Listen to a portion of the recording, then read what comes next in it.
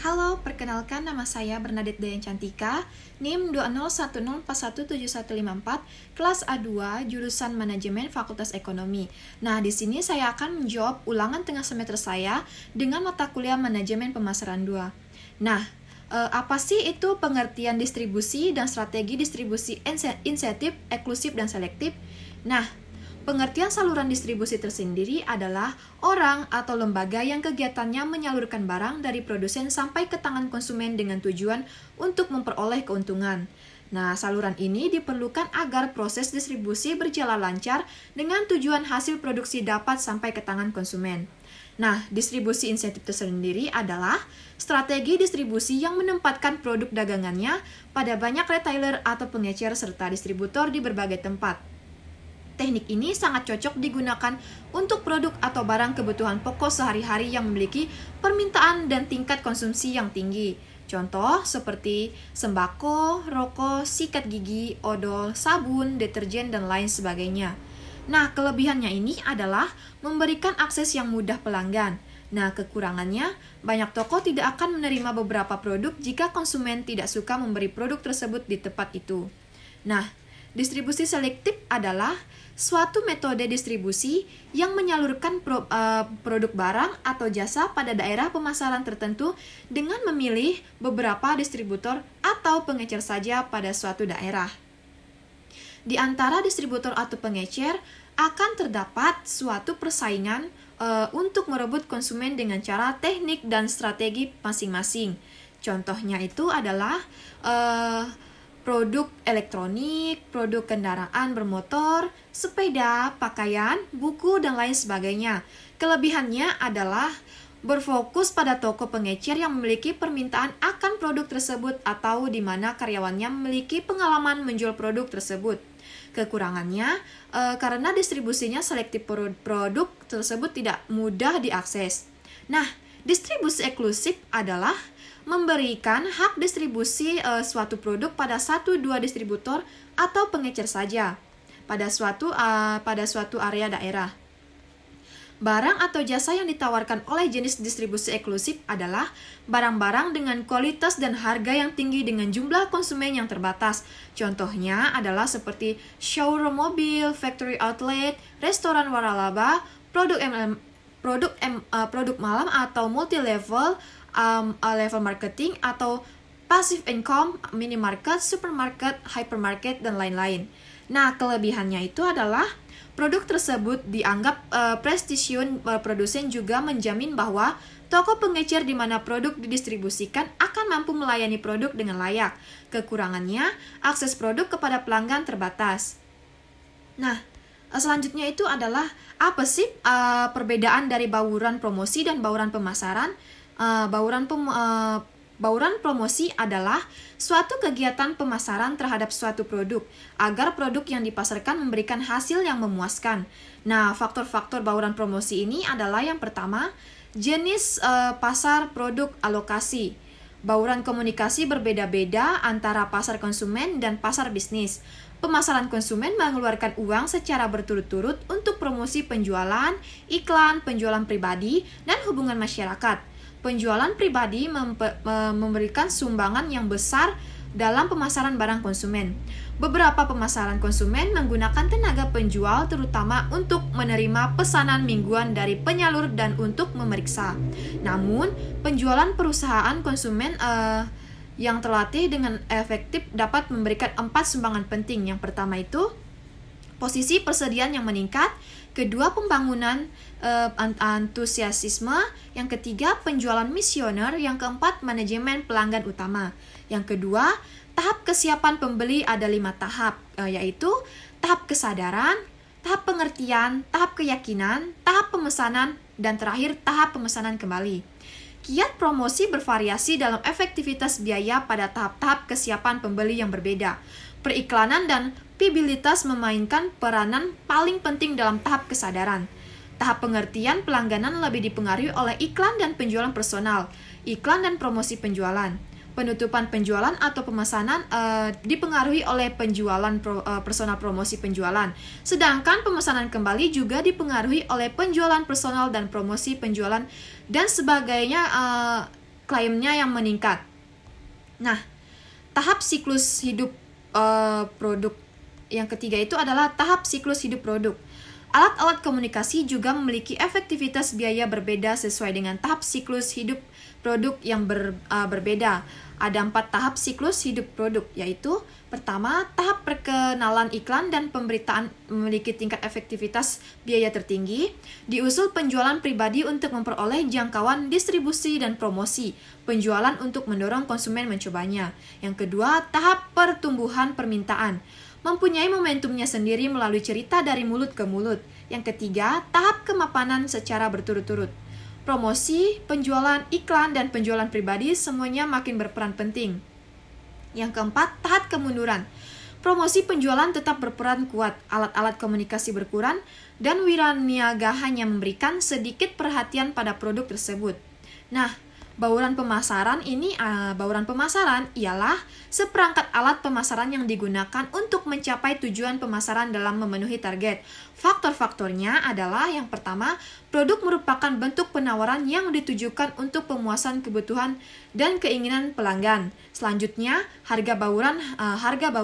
Harga berkenaan dengan kebijakan strategis dan taktis seperti tingkat harga, struktur diskon, syarat pembayaran dan tingkat diskriminasi harga di antara berbagai kelompok pelanggan. Yang ketiga, saluran distribusi merupakan keputusan yang menyangkut kemudahan dalam akses terhadap barang dan jasa bagi para konsumen. Yang keempat itu, promosi merupakan berbagai macam cara yang ditempuh perusahaan dalam rangka menjual produk tersebut kepada konsumen.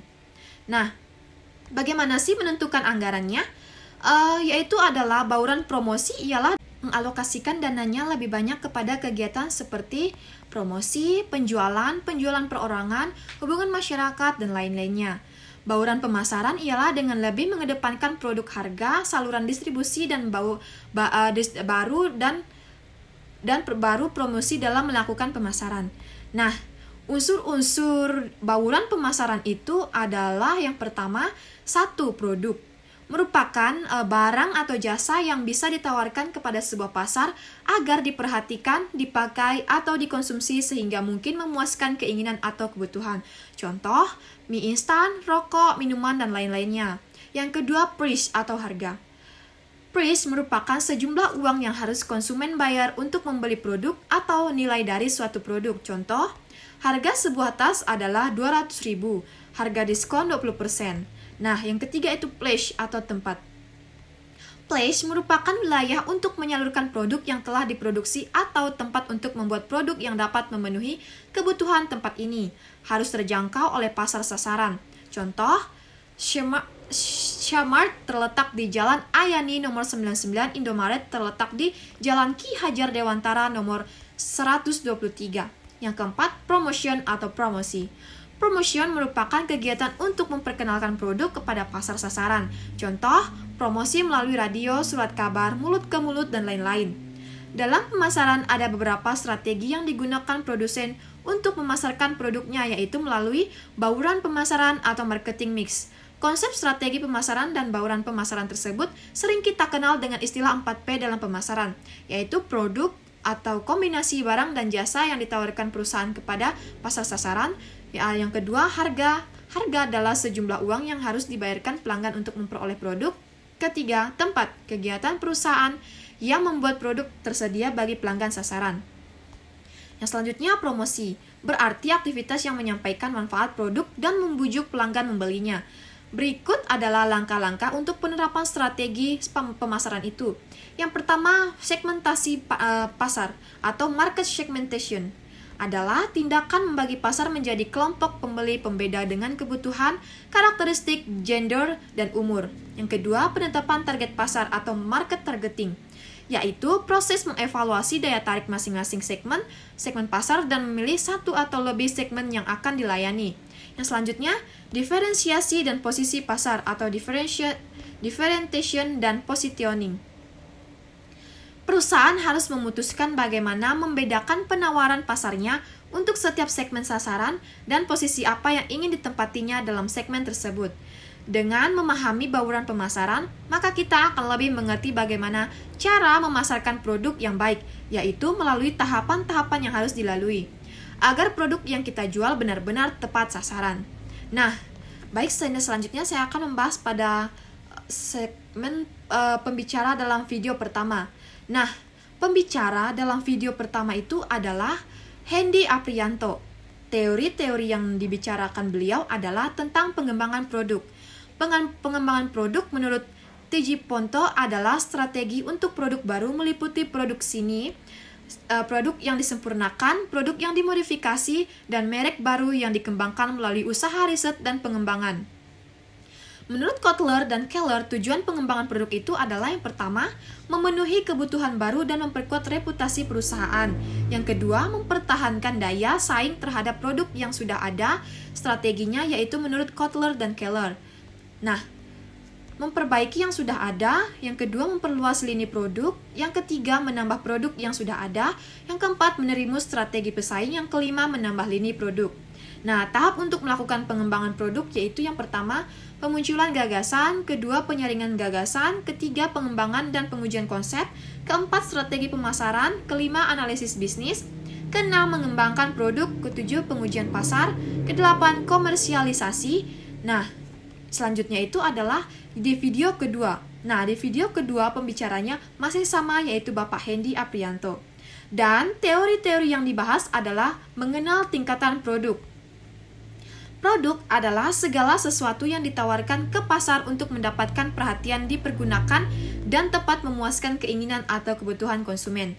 Tingkatan produk ada 5, yaitu core product atau produk utama untuk manfaat utama.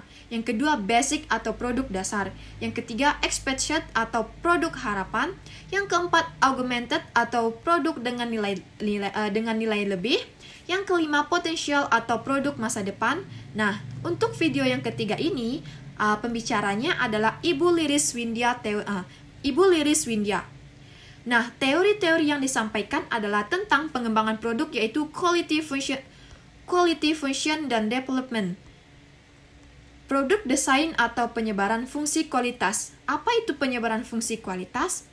Nah, penyebaran fungsi kualitas adalah sebuah matriks sistematis berdasarkan pendekatan visual untuk mendesain kualitas produk dan jasa, dan mengkonversikan permintaan konsumen ke dalam karakteristik kualitas dan pengembangan sebuah kualitas desain untuk produk akhir dengan merinci secara sistematis hubungan antara permintaan dan karakteristik dimulai dengan kualitas setiap komponen fungsional dan memperluas perincian kepada kualitas setiap part dan proses. Nah, metodologi QFD ada 4 fase, yaitu product planning, part development, process planning, production planning. Nah, video keempat ini adalah pembicaranya Bapak Iding Roshidin. Nah, teori-teori yang dibahas pada video ini adalah tentang political marketing atau pemasaran politik. Political marketing adalah penerapan teknik dan konsep marketing dalam kehidupan politik.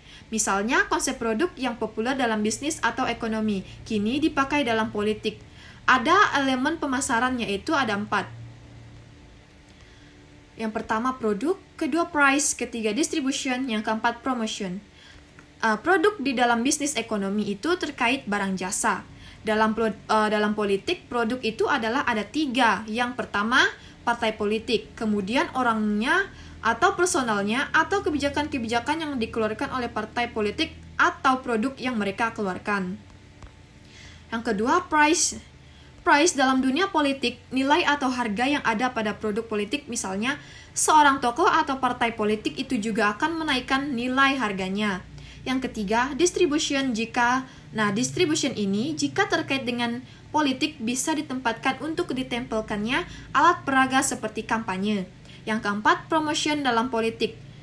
Nah, promotion dalam politik ini menjadi hal penting baik secara langsung maupun media massa, maupun yang konvensional lewat televisi, radio, media cetak, ataupun yang non-konvensional seperti online. Nah, sekian atas jawaban ulangan tengah semester saya. Kurang lebihnya saya mohon maaf dan saya ucapkan terima kasih.